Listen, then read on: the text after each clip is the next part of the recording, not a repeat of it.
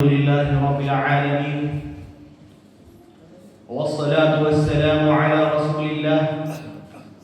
ومن نهج بنهجه إلى يوم الدين أما بعد. آج میں سب سے پہلے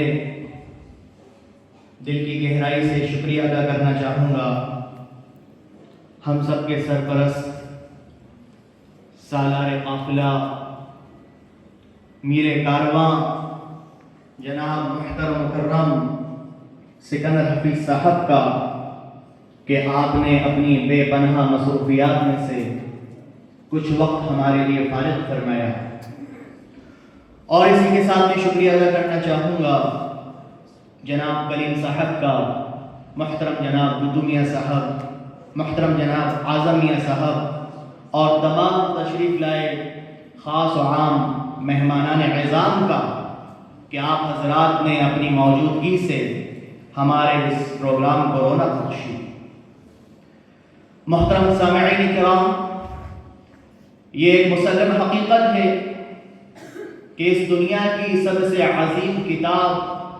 کتاب اللہ یعنی قرآن ہے. یہ وہ قرآن ہے جو انسانیت کے لیے اللہ تعالیٰ کا آخری پیغام ہے، اور یہ قرآن وہ واحد عظیم کتاب ہے جس کی حفاظت کی ذمہ داری خود اللہ تعالیٰ نے اپنے ذمہ لی ہے، اور فرمایا کہ اِنَّا نَحْنُ نَزَّلْنَا الذِّكْرَ وَإِنَّا لَهُ لَحَافِظُونَ،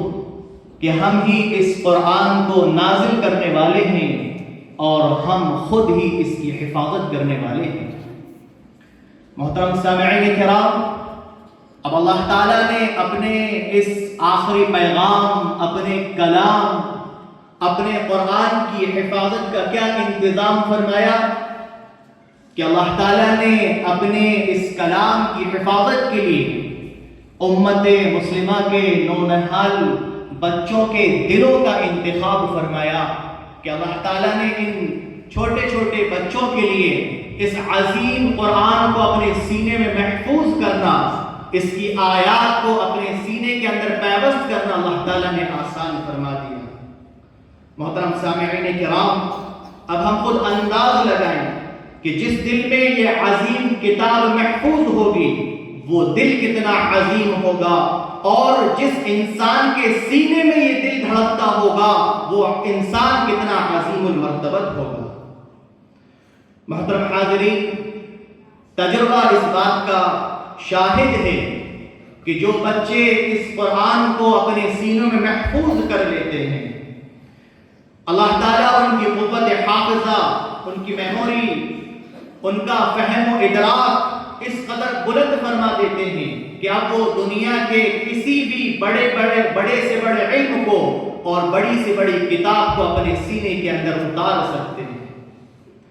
بشرط یہ کہ ان کی آگے صحیح رہبری ہو اور آگے ان کی صحیح تعلیم و تربیت کا انتظام کیا گیا ہو. چنانچہ جب ہم اپنے سنہرے ماضی کے اوراق پر نظر ڈالتے ہیں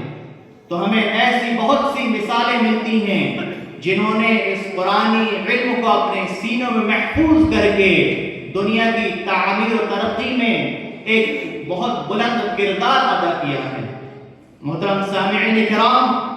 جب ہم نے اس علم کو تقسیم نہیں کیا تھا اور جب دینی اور دنیاوی علم کے نام پہ الگ الگ ادارے قائم نہیں ہوئے تھے، اور جب ہمارے تعلیمی اداروں میں قرآن و حدیث، عربی و فارسی اور دیگر اسلامی علوم کے ساتھ سائنس، میتھمیٹکس اور دیگر عصری علوم کی تعلیم دی جاتی تھی، تو یہی ہمارے وہ جامعات تھے، یہی ہماری یونیورسٹیز تھیں جس سے سن 936 میں ابو القاسم خلف بن عباس الظواہری جیسے عالم سامنے آئے جو ایک طرف قرآنی علوم کے ماہر تو دوسری طرف التصریف جیسی کتاب التصریف جیسی 1500 پیجز کی کتاب کے مصنف ہیں، جو کتاب سرجری کی دنیا میں فاؤنڈیشن اسٹون کی حیثیت رکھتی ہے، جس زبان کا عربی سے انگریزی میں ترجمہ کیا گیا اور 500 سال تک اس کتاب کا دنیا میں کوئی بدل نہیں مل سکا. یہ وہی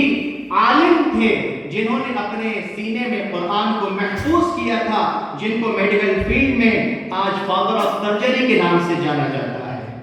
محترم سامعین اکرام، پھر انہی جامعات سے سن 980 میں ابن سینا جیسے عالم دین اور میڈیسن دنیا کے بے مثال ماہر پیدا ہوئے،